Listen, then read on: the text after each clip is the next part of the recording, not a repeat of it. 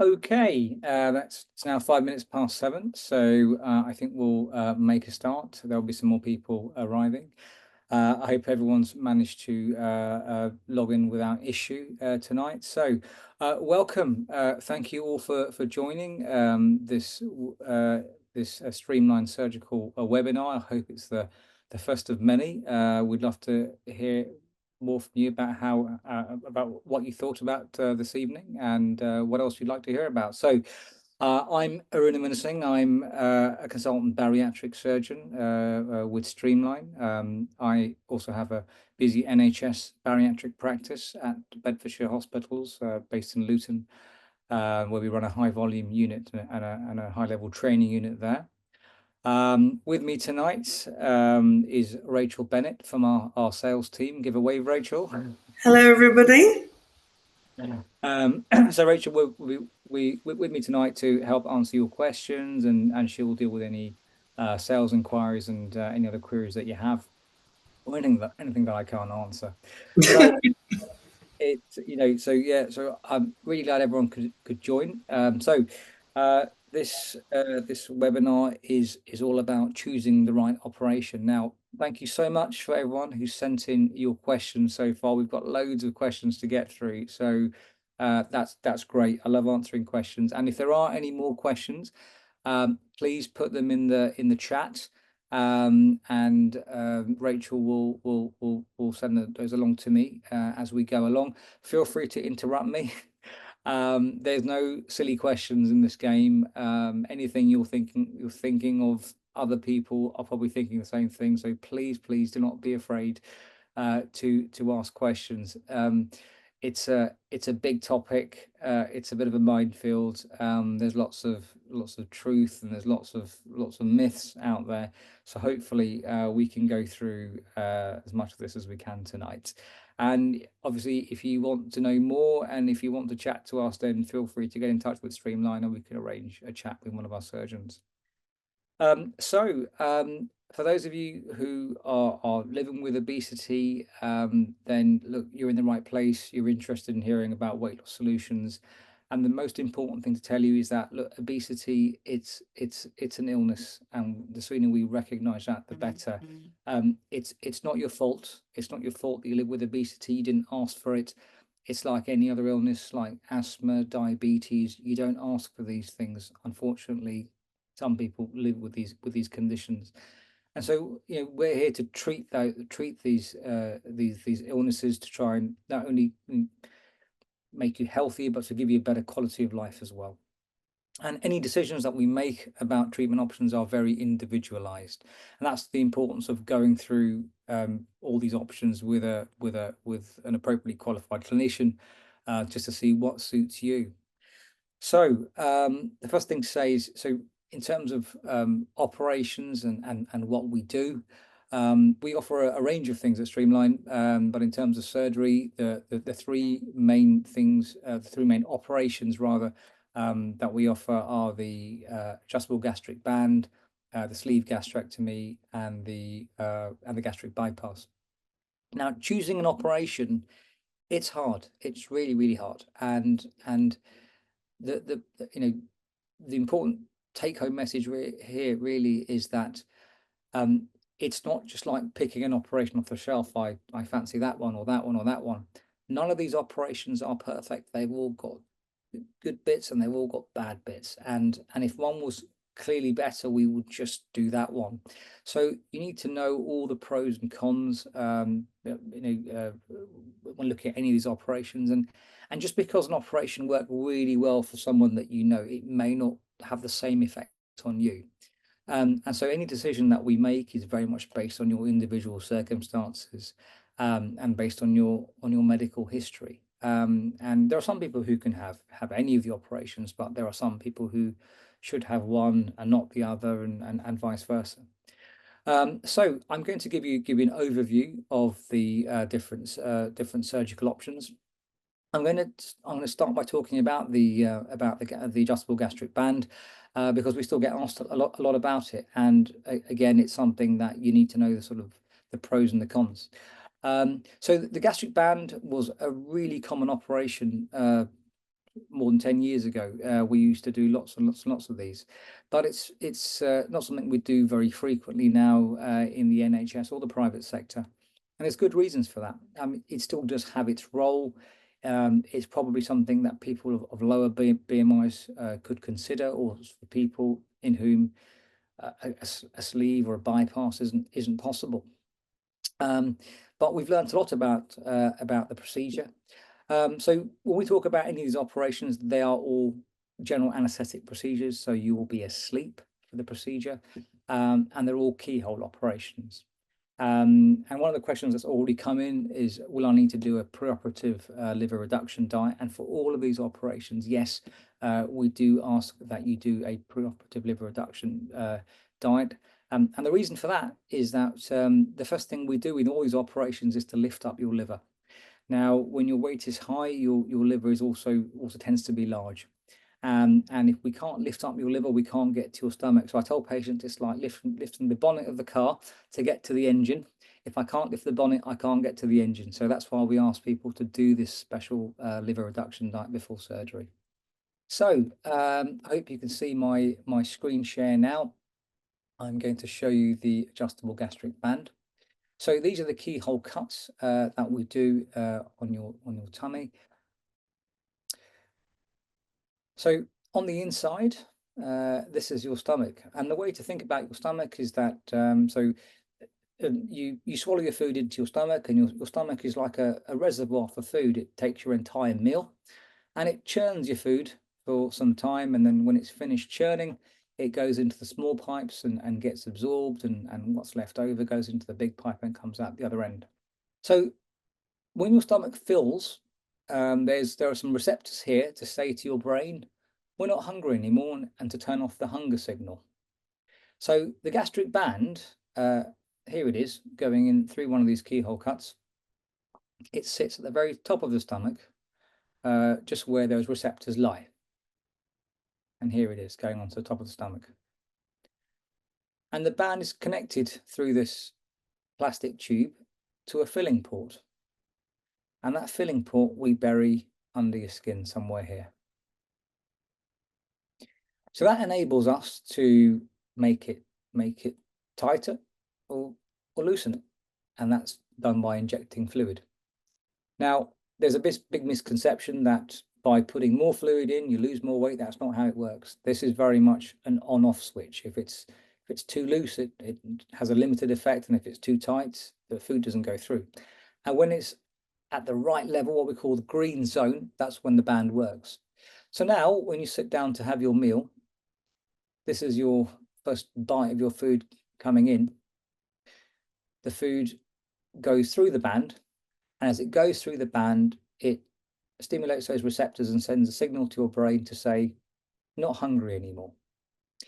So what it effectively does is it's like a portion control tool. It's good for people who like big portions. It will mean that they stop feeling hungry sooner in their meal.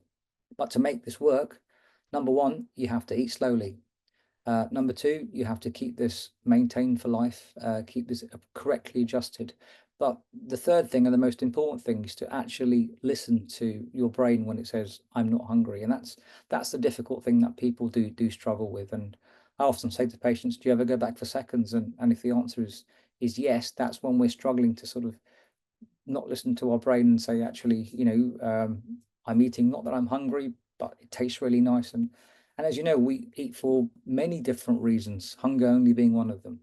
But I think the biggest thing to understand about the band is that no one knows how long it's going to last. And the reason why the NHS have stopped doing the band mostly is because we realise it's not a durable solution. It's a device like your phone or your laptop. At some point, it will fail, and it can fail for a variety of reasons. This can slip out of its position, or it can leak, or some of the filling tube can break, or this port can develop a problem. So the band is generally not deemed to be a permanent solution. So that's the gastric band. Happy to take any questions on that. So that takes us on to the sleeve gastrectomy and the gastric bypass. So most of the procedures done nowadays throughout the world are one of these two procedures. Now there's a variation across the world. I would say the sleeve is probably the commonest operation in the world for a variety of reasons. In England, certainly, and Northern Ireland, the gastric bypass is the most commonly performed procedure. And there's, and as I said from the start, there's pros and cons of each procedure. Now, unlike the band, these are in a different league of procedure. These are what we call metabolic procedures. And what I mean by that is that once you have these operations, before you've even lost a kilogram of weight, there are metabolic benefits that you will derive straight away. For example, if you have diabetes, your diabetes will go into remission pretty much soon after the operation before you've lost any weight at all. Whereas with a diet or a band, you have to start losing the weight before you get the metabolic benefits. Now, if you lose 10 kilograms with a diet or a band, yes, there are metabolic, but there are benefits to your health.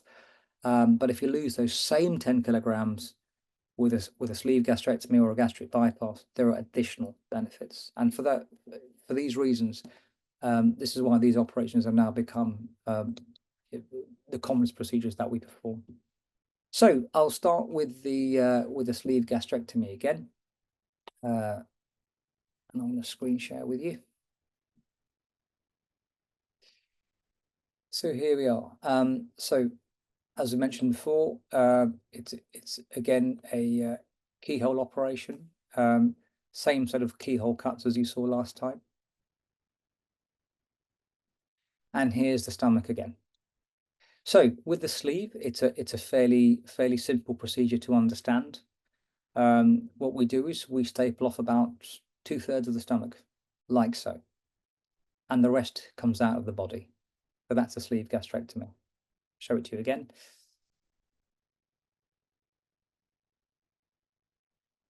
And there it is. So the key points of this procedure are that it's not a reversible procedure because this bit comes out of the body. But although it's not reversible, it is what we call revisable. You can change the sleeve gastrectomy to another operation. You can cut across it and convert it to a gastric bypass or a stronger operation in the future. So it's quite popular amongst young patients because if you need to have more surgery in the future, then you can, the door is still open. Or for very high weight patients, we can do the sleeve as a starting procedure and then go on to a more powerful operation in the future if you've got a lot of weight to lose. So you can consider it as a stage 1 procedure. Between the sleeve gastrectomy and the gastric bypass, this in terms of weight loss, this is slightly less. So this one gives you around 60% excess weight loss. I would say probably the main sort of downside of this procedure is reflux. If you already have acid reflux, it's not a recommended procedure because it can make your reflux worse. And if you don't have reflux, you've got about a 1 in 5 chance of developing reflux as a result of having the procedure. Okay, so that's the sleeve gastrectomy. And finally, we'll go on to the gastric bypass. Now, there are 2 types of gastric bypass out there. There's the traditional root-on-Y gastric bypass, which is the one I'm going to show you now. And there's also a newer type of bypass called the mini gastric bypass, or the one anastomosis gastric bypass, or the loop gastric bypass. It's all the same procedure, and that's the one in the picture behind me. And the main difference between the two is that with the newer type of bypass, there's a single join rather than 2, and a slightly long stomach. But I'm going to show you the traditional procedure here. So here we are. So same sort of keyhole cuts as the sleeve. So on this occasion, we make a small stomach again. And it looks incredibly small, but the capacity is almost the same as the sleeve. And we connect that stomach to the bowel a bit further downstream. like so, and we form a second join here. So that's the final configuration of the gastric bypass.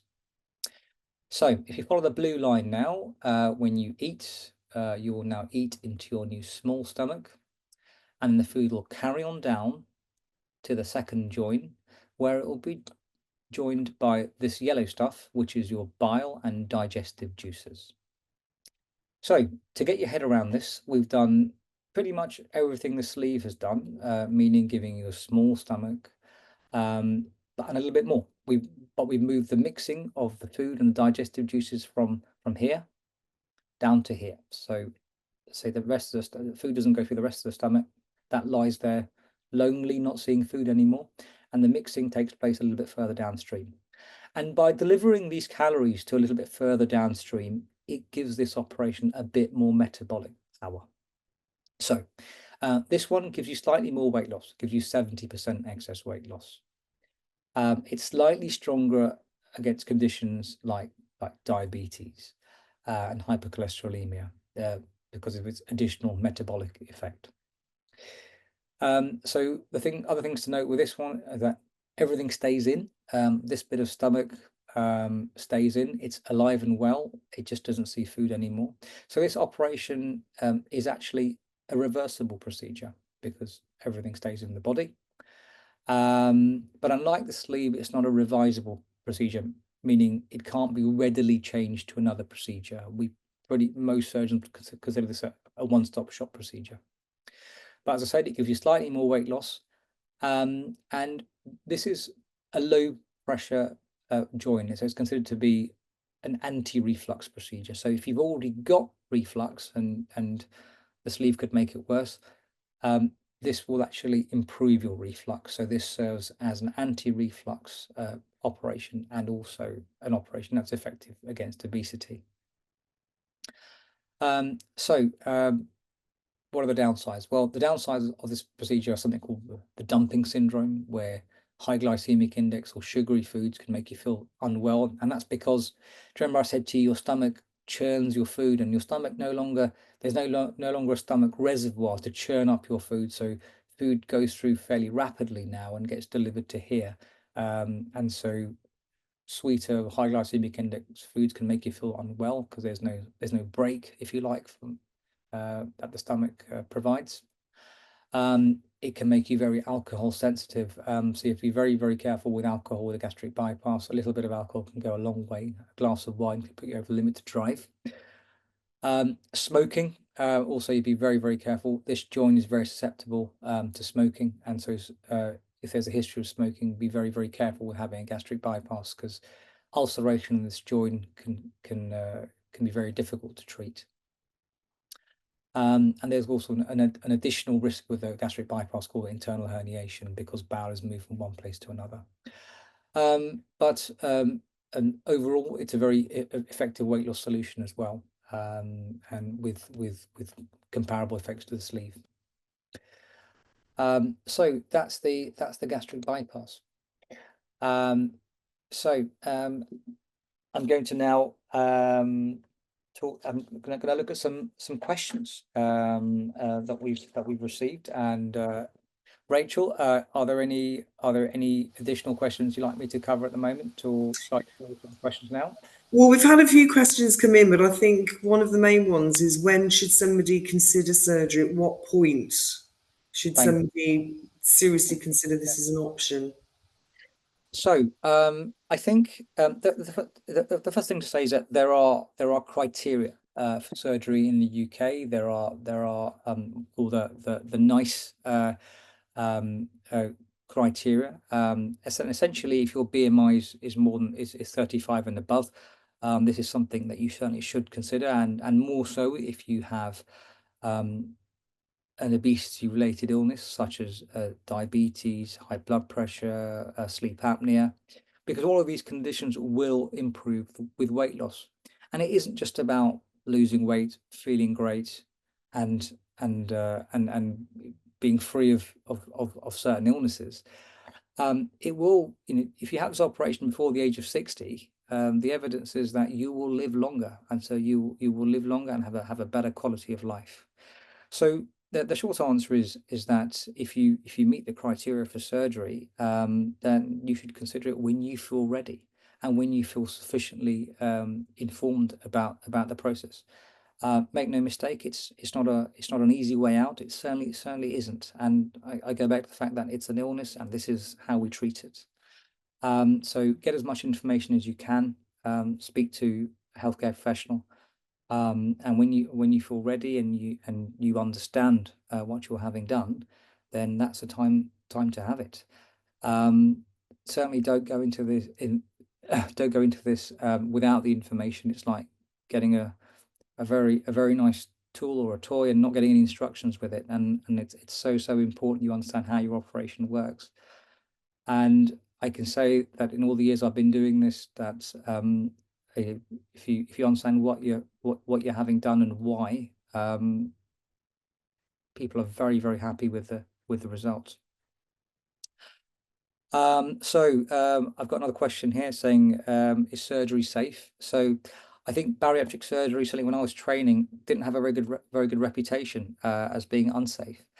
And I would say that actually the safety record of bariatric surgery is so much better now. It is considered a very safe procedure. It's on par with keyhole gallbladder surgery. It's probably actually statistically safer than gallbladder surgery. So the safety record has got really good. And that's why the criteria for surgery has come down. In fact, the traditional criteria for surgery were based on the times when we used to do open operations, but keyhole operations have really changed things. So if you have a keyhole gastric bypass, for instance, in the NHS, some of our patients will go home the same day, but the vast majority will go home on the following morning with not much discomfort, and they can return to normal activities. So keyhole surgery really has been a game changer for us. The risk to life from bariatric surgery nowadays is about 1 in 1,000, and the overall complication rates are around 2 to 3%. So the safety record is really quite good now.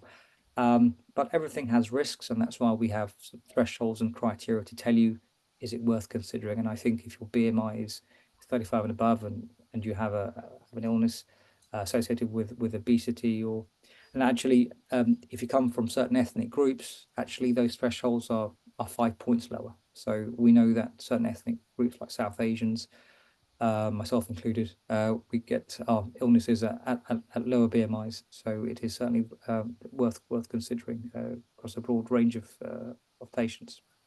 We have been asked as well, Aruna, if it's better to try weight loss injections before considering surgery. What are your thoughts around that? So the weight loss injections are getting very good. They haven't got as good as surgery. I think they. So one of the things I didn't talk about with surgery are the hormonal effects of surgery. So when you wake up from your operation, you don't feel hungry, and that's really strange. It's a really strange concept. And if you talk to anyone who's had the operation and ask them whether their preferences changed, a lot of them will say, yes, my taste buds changed. I went off certain foods. And the hormonal effects of surgery are almost the unsung hero of surgery. We all think, yes, my stomach will be smaller, I will have smaller portions. But sometimes people think, oh, will I be looking at the food thinking, I really want that, but I haven't got the room for it? Well, you won't, interestingly, because your hunger hormones will change, and your cravings will change, and your desires will change, and you may go off your favorite food. And the kind of things patients say to me is that if I have a bit of sugar in my tea now, it's sickly sweet, or the smell of a pizza's revolting. I've got a patient who can't even walk past a kebab shop because of the smell. And these are smells that used to make your stomach rumble today, but they won't after surgery. Now, these injections actually, what they do is they mimic exactly those hormonal changes of surgery. So injections are almost like a taste of what it's going to be like. Now, a lot of patients do have good results from surgery, and I think they are good for the lower BMI patients, but they can take you so far. But at the moment, surgery is probably the most effective thing for people with higher BMIs. And it's also that probably the most durable solution we still have. The injections are fine while you take them, but how long will you take them? And if you have to stop them, or in the future, if you have to stop taking them for any other reason, will they remain as effective? We don't know the answers to those questions yet. So I think at the moment they are two different categories of patients. You can certainly try them. Some people can't tolerate them. Many of my patients have tried the injections because I get it. Surgeries, it's a big thing to undergo, and there will be some apprehension about it. And they try it, and either it didn't do what they wanted to do.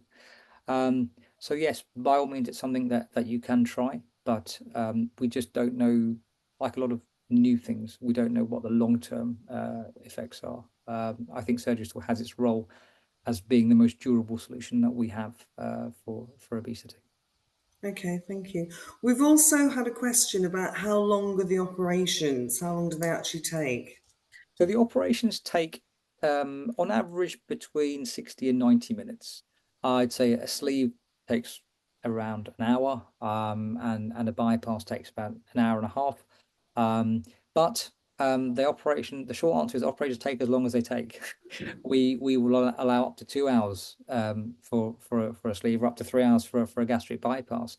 Some operations can be more technically challenging than others, and that's part of the life of a bariatric surgeon. We have to be prepared for any eventuality. And patients who've had previous procedures, sometimes things can be complicated. So they can take a little bit longer, but I'd say an hour to an hour and a half on average. Okay. Another question we're always asked is about the preoperative diet or the preoperative torture, as I call it. Mhm. And if patients have to lose weight before surgery. I mean, obviously, you mentioned the pre-op diet, but generally people want to know how long that is, what the Yes. guidelines are around that. As I said before, it's all about your liver, and being able to lift up your liver, so lifting the bonnet of the car to get to the engine. So, that's the main importance of the pre-op diet. So, no, you don't have to necessarily lose weight to have your operation. I mean, you're having your operation because you have a problem with obesity and weight. So that's the whole point. Look, any weight you lose in advance of surgery will make your operation safer.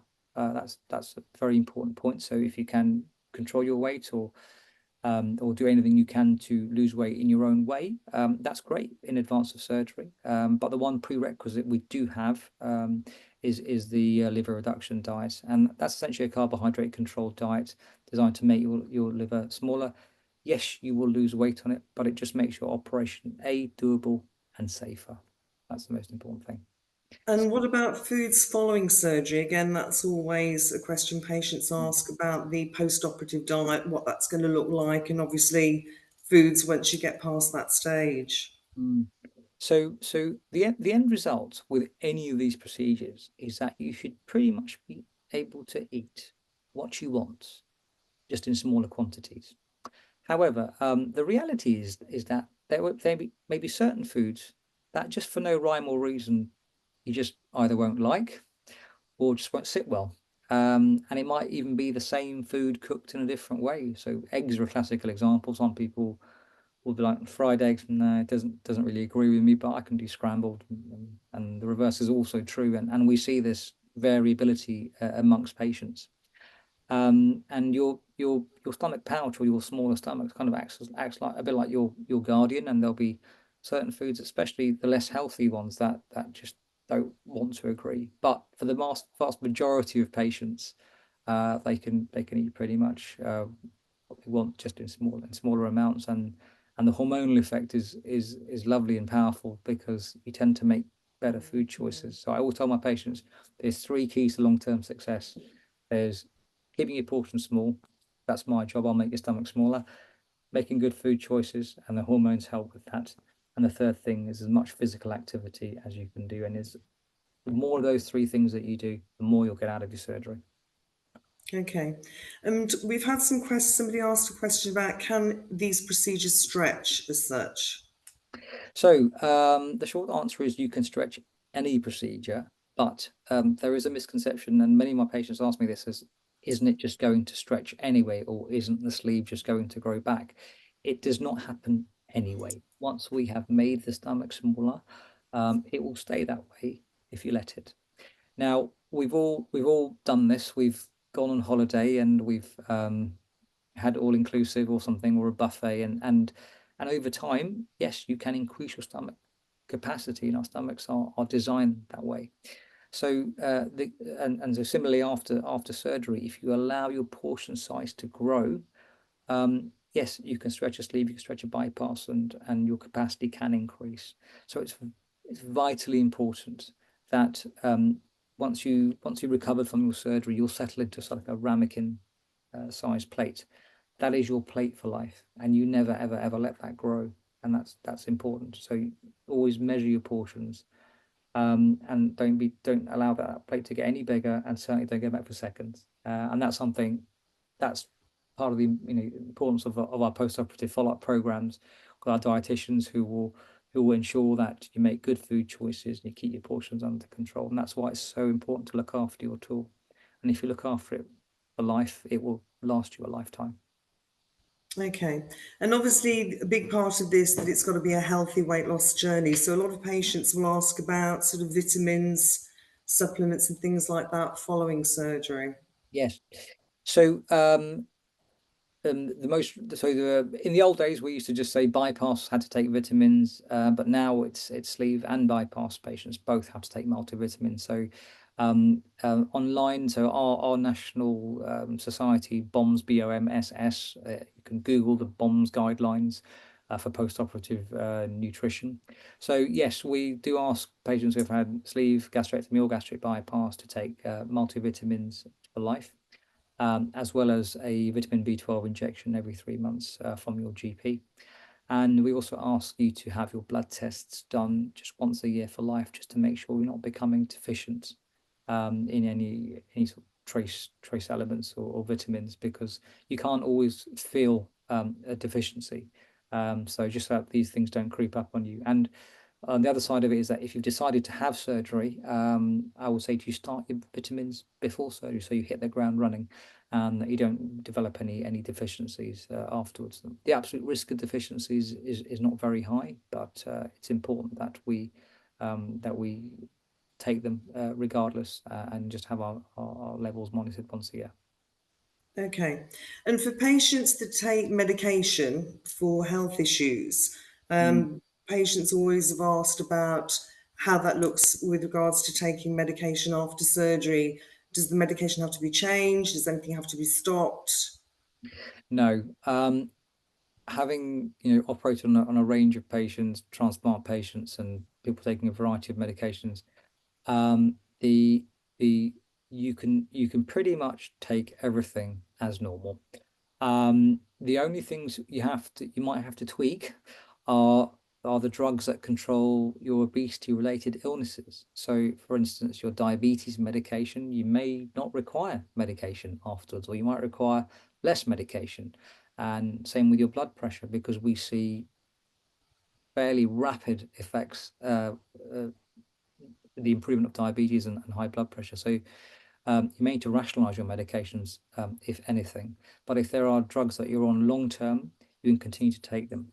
The only caveats are, so if you take what we call non-steroidal anti-inflammatory drugs, so these are drugs like ibuprofen, diclofenac, Voltarol, or naproxen, or celecoxib. Those are anti-inflammatory drugs. Those drugs do increase stomach acidity, and they are not generally recommended in patients who've had gastric bypass. So if you do need to take these drugs for your joints, either you'll need to switch to a different drug, but if they're drugs that you need to stay on for life, then we generally don't advise having a gastric bypass, because it can cause that ulceration afterwards. But Okay. otherwise, you can take everything else as normal. Okay. And for anybody considering this that's got diabetes, the sort Yes. of impact that this potentially could have with regards to that.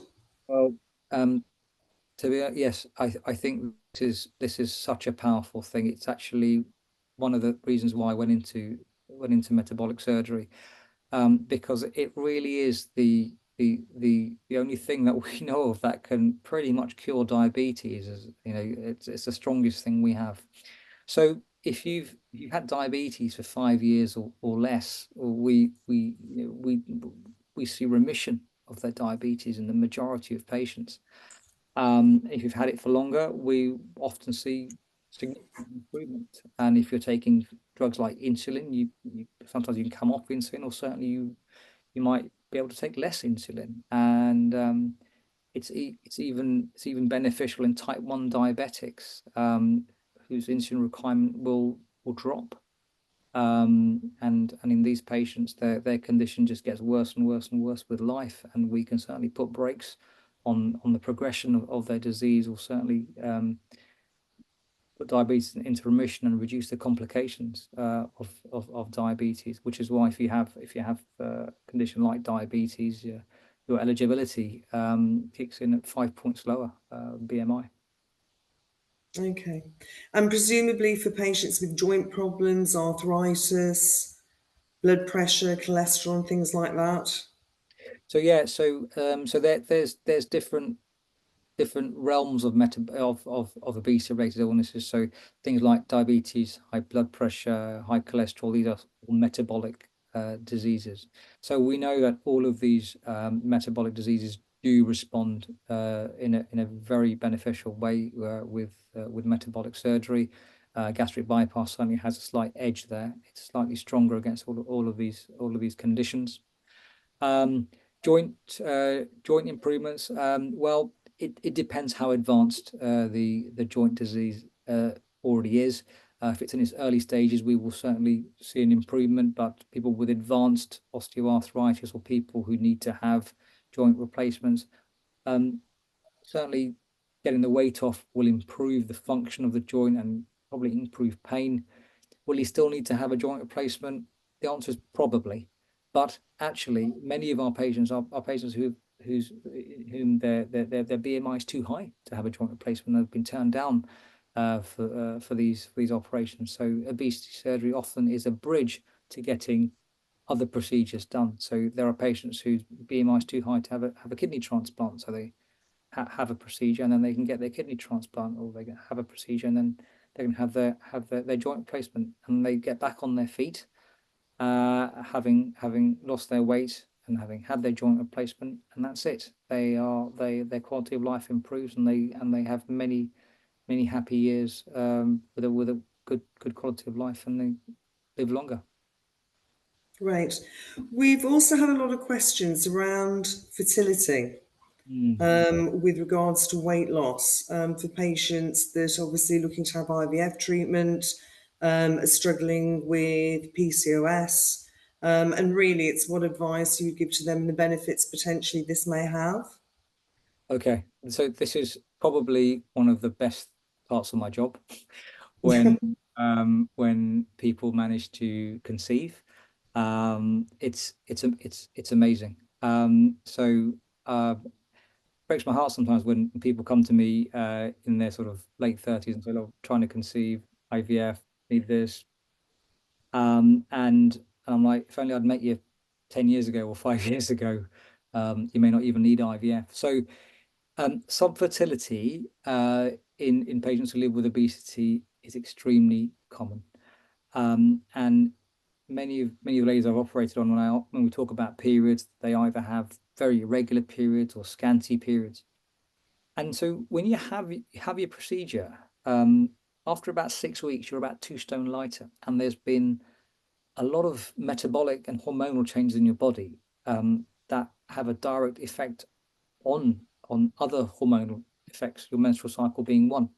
And a lot of these ladies, they will see changes in their periods. They'll be like, my periods have either got heavier or they've got more regular. And essentially they've normalized their periods just from that, just from that limited amount of weight loss. And it continues to improve. So the short answer is yes, you may see changes in your cycles after bariatric surgery. And your chance of conceiving, it goes up quite significant. But I must tell you, we do not recommend conceiving within the first 12 to 18 months after surgery. And the reason for that is that the effects of bariatric surgery are fast. So you will lose most of your weight. I'm talking about the sleeve and the bypass here. you lose most of your weight in the first 6 months. And the first 6 months really is a bit of a honeymoon period. And it really comes off fast and then it slows down and it will continue for up to about 2 years before it pretty much plateaus. Now, in those first 6 months, when you're losing weight rapidly, it's very easy to get pregnant and you mustn't. A, because it becomes a high risk pregnancy, and B, because you won't get the weight loss that you want as well. But, these things happen, accidents happen. So we always tell patients, wait for your weight loss to plateau out. And that's usually sort of 12 to 18 months time. The second bit of advice is to not rely on oral contraception. So oral contraception is not 100% anyway, but once you've had something done to your stomach, the probably slightly less effective. So go for a non-oral form of contraception, barrier method, implant, coil is better following bariatric surgery. But yes, it's really heartwarming when patients don't need to have IVF afterwards, and they manage to conceive, and it's a great thing. And people also worry, oh, I've had bariatric surgery. Can I have a safe pregnancy? Short answer is yes, you definitely can, and your pregnancy will be safer because you're much healthier, and having a delivery or cesarean section when you're much lighter is a much safer process. Okay. Is there a criteria for patients that are looking for IVF treatment with regards to, losing weight before they're accepted for IVF or? I think that depends on your IVF provider. Some people will have thresholds. We will pretty much adhere to the same criteria as everybody else. If you're slightly lower BMI, i.e. sort of less than 35, and you want to have IVF, then we don't say no. We will discuss each patient on a case by case basis.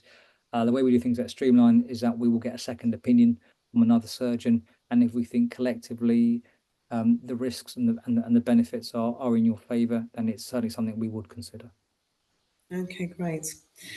Another question that we always get asked is about hair loss after Mm. surgery. That tends to be a Yes. big question. Now, your hair follicles are We very like hair locks. your hair follicles are very, very responsive to the way your body is in general. So that's why, if we have any kind of shock in our life, then our hair can thin or our hair can fall out. Or if we have a dramatic weight loss for any given reason, certain treatments will cause hair loss. So it's that first 6 months when the weight is really coming off fast, is when your hair tends to sort of your hair follicles tend to sort of stop multiplying, and the growth slows down. So what I tell patients is that if you're losing hair, you're doing very well with your weight loss, but it comes back. It does come back. So just give it some time. And once you've gone over that rapid phase of weight loss, it does improve. From your point of view, just keep your protein intake sufficient and take your multivitamins. There are lots of products on the market say take this vitamin, that vitamin. Essentially, you don't have to do anything extra. Just do the vitamins that we recommend, and maintain your protein intake. Okay. I think another question that we always get asked as well is about excess skin, loose skin following weight loss. Yes. So there's so yeah, that's another fortunate downside of weight loss. And it's not just surgery, it's any kind of weight loss. And an excess skin is very much an individual thing. It's gender dependent, age dependent, ethnicity dependent. Uh, it's like asking, 10 ladies who've had kids who's got stretch marks, who's got excess skin after giving birth. And some people have nothing, you can't even tell they've been pregnant, and some people's, and because their skin just pings back, and nothing happens.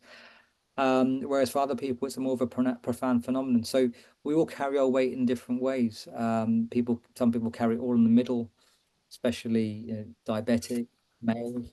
Whereas some people carry it more in their lungs. So yes, unfortunately, excess skin can be an issue. What I say to people is to is to exercise. It's important you exercise. Try and tone up as much as you can. Swimming is great because it gets the whole body moving. Um, but unfortunately, if the excess skin is symptomatic, is rubbing, getting infections and things like that, then it's something that may need to be removed by a plastic surgeon. And if that's something you need to do go to a reputable plastic surgeon who has experience in operating on people who've had previous bariatric surgery. Okay. Also, another question, a couple of questions we've had is about flying and driving after surgery. Mm. So generally speaking, short haul flights are fine, and some of our patients do fly in from close by locations to have their surgery. So short haul flights are not an issue. In terms of long haul flights, we generally recommend 4 weeks. There's two reasons for that. One is really to reduce your risk of blood clots. So one of the risks of any operation when you live with obesity uh, is blood clots. So there's a blood thinning injection to take after surgery for a couple of weeks. But one of the other risk factors is being immobile for some time on a long haul plane. So that's why people sometimes when they go on these long haul flights, they can get blood clots and they form in their legs. And if they break off and go to your lungs, they can be fatal. So we generally recommend no long haul flights for 4 weeks. And the other reason is that if there's any issues, we will see them in the first 4 weeks, and it's best you stay in the same country or within reach of your clinic to have anything sorted out. Driving is slightly simpler. Essentially, you can drive when you can do an emergency stop safely, and you can sort of turn around and reverse and things like that. So essentially, when your wounds aren't painful and you can slam on the brakes safely, that's when you can drive, and that takes anything between 10 days to 2 weeks. Okay, that's great. I think that's virtually covered all the questions that we've had for this evening. Obviously, you're available for a consultation if anybody wanted to have a chat to you that's more specific to them as an individual, because obviously it's not a one size fits all, is it? So when No, you're looking at a patient, when a patient comes to you or somebody thinking about surgery, what are the things you sort of look at that leads you to procedure choice, would you say? so I think I will look at it's very much their medical history probably is a single most important thing. So people so reflux is probably the big one because one operation can give it to you or make it worse, and the other one can actually make it significantly better. The other things are just looking at the other metabolic illnesses, so things like diabetes, slightly more, diabetes, both procedures, are effective with diabetes. I say bypass slightly more. People have had previous surgery. If you've had multiple previous abdominal operations, a bypass may not be doable because we need to do a lot of work with the bowel, moving it from one place to another, whereas a sleeve gastrectomy is probably achievable in most patients, even if they've had multiple previous operations. Hmm. And looking at their medications, so talk about the non-steroidal anti-inflammatory drugs, we would generally avoid the gastric bypass. And then in terms of looking at how much weight patients want to lose, if they're very high BMI, they might want to have a sleeve first and then something else more powerful later on. Or some patients will say, look, give me the strongest thing you can give me with one operation, and then we're looking at one of the bypasses instead. So there's lots of medical reasons, and obviously things like alcohol. I said alcohol. Be very careful with a gastric bypass. If either you are, alcohol is an important part of your life. You have to be careful with alcohol in general and weight loss because alcohol's not just calorific. It's also an appetite stimulant, so it'll counteract all those lovely hunger hormone effects of surgery. So it makes you eat for no rhyme or reason. It just, that's just the way it works. So be careful with a gastric bypass and smoking. Well, we encourage everyone to stop smoking if you're going to have bariatric surgery because these procedures, we've the safety record is excellent, but we like to keep it that way. And unfortunately, smoking does increase your risk of blood clots and other complications. But if there's any risk you might relapse smoking, again, a gastric bypass is not advisable. So I think the message is we take a very comprehensive medical and surgical history from you, and on that basis we will help you choose the best procedure for you. And there are some people whose medical history is fairly clear, and they can have either, and then it comes down to choosing which one on the basis of the lesser of two evils. So I often tell patients choosing an operation is a bit like choosing a partner. There's no perfect partner. You have to choose the one that A, you can live with, and the one that annoys you the least. So lucky you can take Good your advice, Aruna. Thank you very much for that. I mean, obviously, I'll be sending an email out after this meeting, and obviously, if anybody's got any other questions, please, you feel free to email us. If anybody wants to speak individually to Aruna, we can arrange that for you. But I think that's probably been really, really helpful. Thank you very much. Fantastic. Thank you, everybody, for joining, and thank you, Rachel, for fielding all the questions. And yep, happy to hear from anyone, and look forward to chatting again sometime. Brilliant. Thank you very much. Bye bye. Bye.